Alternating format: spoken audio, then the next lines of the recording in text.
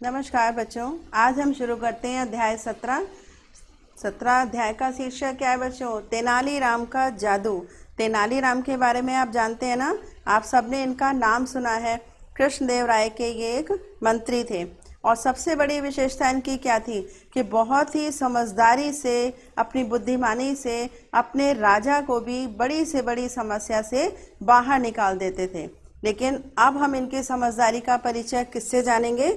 आज के पाठ के माध्यम से। देखें कौन सी कहानी ऐसी है जो हमें बताएगी तेनालीराम की बुद्धिमानी और समझदारी का परिचय मिलेगा। तो चलिए शुरू करते हैं कहानी। बहुत समय पहले की बात है। राजा कृष्णदेव राय के दरबार में एक दरबारी था। उसका नाम था तेनालीराम, जिसकी हम अब कहानी सुनेंगे। तेनालीराम बहुत चतुर था। चतुर और चालाक में फ़र्क होता है बच्चों। चतुर बहुत समझदार था। जब भी कोई विपदा आ पड़ती, विपदा परेशानी मुसीबत, तो कृष्णदेव राय तेनालीराम को ही बुला भेजते थे। तेनालीराम भी हर विपदा का कोई ना कोई हल ढूंढ ही लेते थे और हल भी ऐसा ढूंढते थे कि समस्या का समाधान भी हो जाए और किसी का नुकसान भी ना हो। एक बार कृष्णदेव राय ने कुछ अतिथियों को भोजन पर बुलाया। सबके सामने क्या रखा उन्होंने? राजा थे तो सोने की थालियां रखी, थालियों में सोने की कटोरियां थीं और सोने के चम्मच थे। यानी कुल मिलाकर सोने के बर्तनों में खाना परोसा गया। सब लोग भोजन कर रहे थे। एक अतिथि ने सोने का चम्मच उठाया। उसके मन में लालच आ गया कि राजा के पास तो इतना सोना है कि सोने के बर्तन में खाना खिला रहा है। तो उसने चोरी से आंख बचाकर चम्मच को अपनी जेब में रख लिया। कृष्णदेव राय और तेनालीराम दोनों ने यह देख लिया। कृष्णदेव राय ने तेनालीराम को आंख से इशारा किया कि देखो भाई, इसने चम्मच चुरा ली है, अब क्या करें, चम्मच कैसे निकलवाएं? तेनालीराम समझ गए कि अतिथि का अपमान नहीं करना है, किंतु चम्मच भी निकलवाना है। भोजन समाप्त हुआ। तेनालीराम अपने स्थान पर खड़े हुए और बोले, माननीय अतिथियों, अब आपके मनोरंजन के लिए मैं आपके सामने एक जादू का खेल दिखाऊंगा। अब जादू का खेल सुनकर जितने अतिथि थे वो खुश हो गए कि अरे वाह, भोजन अच्छा स्वादिष्ट खाने को मिला, अब मनोरंजन भी होगा। सबने स्वागत में तालियां बजाईं।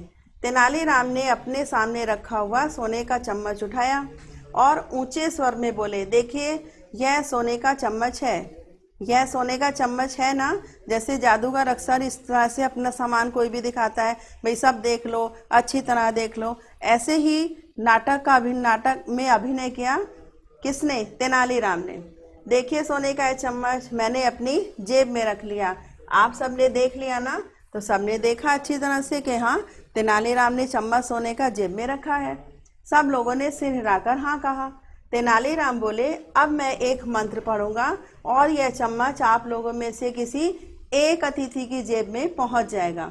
यह कहकर तेनालीराम ने आंखें बंद की और मुंह ही मुंह में कुछ बुदबुदाने लगे, क्योंकि उन्हें कोई मंत्र तो आता नहीं था, वो तो सिर्फ अभिनय कर रहे थे जादूगर का। यह कहकर तेनालीराम ने आंखें बंद की और मुंह ही मुंह में कुछ बुदबुदाने लगे, मानो मंत्र पढ़ रहे हों। थोड़ी देर बाद उन्होंने आंखें खोली और बोले, मेरे जादू से चम्मच मेरी जेब में से चला गया है। अब वो चम्मच कहाँ गया ये देखना है। तो क्या बोले? अब देखते हैं कि वह किसकी जेब में गया है। यह कहकर तेनालीराम बारी बारी से प्रत्येक अतिथि के सामने जाकर खड़े हो गए और पूछने लगे कि देखो चम्मच आपकी जेब में है। यह कहकर तेनालीराम बारी बारी से प्रत्येक अतिथि के सामने जाकर खड़े हुए। वह मुंह ही मुंह में कुछ बुदबुदा रहे थे। अंत में तेनालीराम उस अतिथि के सामने जा पहुंचे जिसने चम्मच चुराया था। मुंह में कुछ बुदबुदाने लगे। उसके पश्चात बोले, मित्र, मेरा जादू कहता है कि चम्मच आपकी जेब में पहुंच गया है। अब ये तो सच बात थी। अब देखिए, इस तरह के अभिनय करने से तेनालीराम ने क्या किया कि उसका अपमान भी नहीं किया अतिथि का और चम्मच भी निकलवा लिया। तो अतिथि के पास कोई और चारा तो था नहीं, वो झूठ भी नहीं बोल सकता था क्योंकि चम्मच तो उसकी जेब में था। उसने जेब से चम्मच निकाला और तेनालीराम को दे दिया। तो इस तरीके से क्या हुआ, सभा में जितने उपस्थित जन थे उन्हें भी नहीं पता लगा कि इसने चोरी की है और चम्मच भी मिल गया। कृष्णदेव राय ने सबसे अधिक जोर से ताली बजाई, किंतु चम्मच चुराने वाले अतिथि ने ताली नहीं बजाई। किस लिए? क्योंकि उसे मन ही मन गिल्टी फील हो रही थी, अपने आप को वो दोषी समझ रहा था, अपमानित हो रहा था कि अच्छा हुआ मैंने गलत काम किया, लेकिन मैं समाज में पूरी भरी सभा में अपमानित नहीं हुआ, मगर अपनी गलती का एहसास उसे था बेटा, तो वो पश्चाताप कर रहा था और उसने ताली नहीं बजाई। तो ये था बच्चों तेनालीराम की चतुराई की एक घटना, जिससे हमें सीखने को क्या मिला कि यदि कोई अपराधी व्यक्ति है तो हमें कभी भी उसे इस तरह से दंडित नहीं करना चाहिए कि भरी सभा में उसका अपमान हो, लेकिन अपनी बुद्धिमानी और समझदारी से हम इस तरह की छोटी छोटी समस्याओं को निपटा सकते हैं, उन्हें सुलझा सकते हैं। तो ये थी तेनालीराम की चतुराई। अब शुरू करते हैं अभ्यास प्रश्न बच्चों। सही विकल्प पर सही का चिन्ह लगाइए। तेनालीराम एक कुशल और कैसे चतुर दरबारी था। एक अतिथि ने क्या चुराया था? सोने की चम्मच। चम्मच मिलने पर किसने ताली नहीं बजाई? चम्मच चुराने वाले अतिथि ने ताली नहीं बजाई, क्योंकि उसे पता था कि मैंने गलती की है। सही वाक्य पर सही का तथा गलत वाक्य पर गलत का चिन्ह लगाइए। तेनालीराम कृष्णदेव राय का अतिथि था? नहीं, वो एक दरबारी था। कृष्णदेव राय ने तेनालीराम पर बहुत भरोसा करते थे। बिल्कुल करते थे उस पर भरोसा। अतिथियों ने सोने के बर्तनों में भोजन किया। सही जवाब। तेनालीराम बहुत बड़ा जादूगर था? नहीं, वो केवल जादूगर का अभिनय कर रहा था। एक अतिथि के मन में लालच आ गया था। बिल्कुल सही जवाब है, तभी उसने चम्मच अपनी जेब में रख ली थी। निम्नलिखित प्रश्नों के उत्तर दीजिए। मुश्किल पड़ने पर कृष्णदेव राय तेनालीराम को क्यों बुलाते थे? क्योंकि तेनालीराम बहुत चतुर और बुद्धिमान व्यक्ति था। कृष्णदेव राय ने अपने यहाँ लोगों को क्यों बुलाया था? भोजन पर बुलाया था, भोजन कराने के लिए। भोजन कराते समय कृष्णदेव राय के सामने क्या मुश्किल आ पड़ी?